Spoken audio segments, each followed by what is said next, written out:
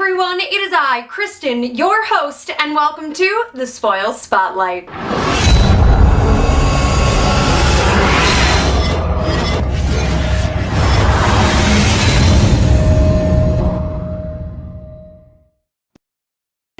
Weekly web show telling you all about the Spoils news, tournaments, and featuring your fan creations with a little bit of lore on the side. Last week we left off at a critical point in our Seed Saga story, so let's hop right into that lore. To refresh your memory, Gideon had just rushed off to go and save and find his sons, giving Gloamspike the perfect opportunity to signal his troops. That's right, as soon as Gideon is gone, the Demon Knights appear and a major battle ensues between them and the Seven Swords of Great Justice. And this battle is nothing to joke about. One of the swords is almost slain by Jezrek, the Soul Eater. It's not a guy that I want to mess with. And the battle, because of this, is almost lost. But Elizabeth decides it's time to swoop in and she resurrects the slain from the dead. Elizabeth is done sitting around. She jumps into the fight and makes a critical difference. Finish him! And it's not long before Jezrek is slain and beheaded. The two remaining Demon Knights decide it's time to get on out of there and they retreat, leaving our undead sword left on the field but very maimed and disfigured. You know, I've heard that being undead isn't very good for the complexion. Because of this, the other knights gather around her and decide to put her out of her misery,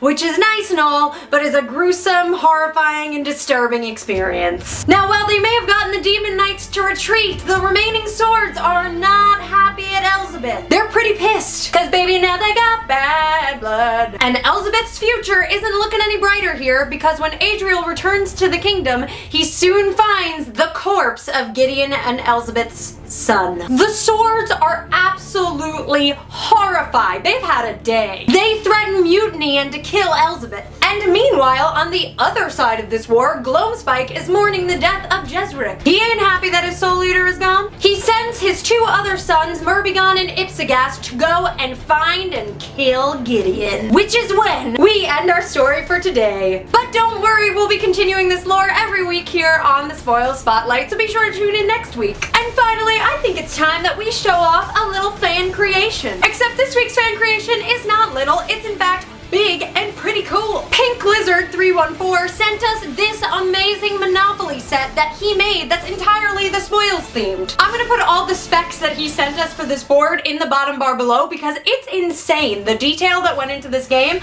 good on you, sir. Thank you so much for sending us your amazing creation, and if you guys have anything that you want to send us, be sure to shoot us an email at spoilsspotlight@thespoils.com and it will end up right here. If you're looking for a little bit more of the Spoils in your life, you should be following us on Facebook, Tumblr, Twitter, and Instagram. Be sure to check back on our website, thespoilscardgame.com, every Wednesday for a new comic book page. And I'm here every week doing this on this YouTube channel. Until we meet again, my name is Kristen, and this has been the Spoils Spotlight.